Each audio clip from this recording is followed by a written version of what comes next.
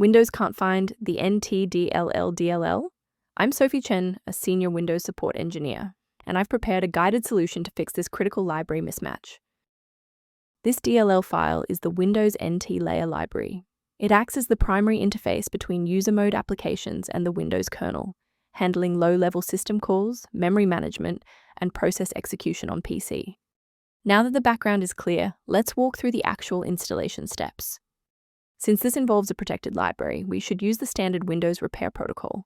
Execute sfc hockey-scano from an elevated command prompt to detect registry inconsistencies and repair files like the Ntdll.dll.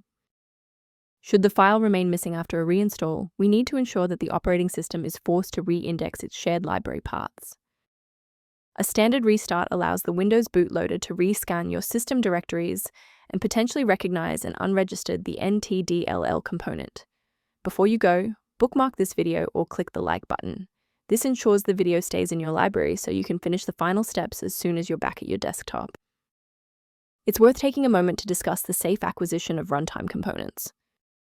A quick warning, many sites offering the Ntdll.dll are actually distributing modified files that can track your keystrokes and compromise your passwords. To ensure your system remains within verified parameters, you might choose to use an authorized maintenance path for ongoing support.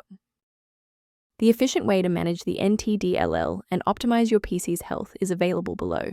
Visit the link in the description for a professional diagnostic scan. I hope this walkthrough provided the clarity you needed to fix Windows OS Core. Please like the video to support the channel and subscribe for more system-level tutorials.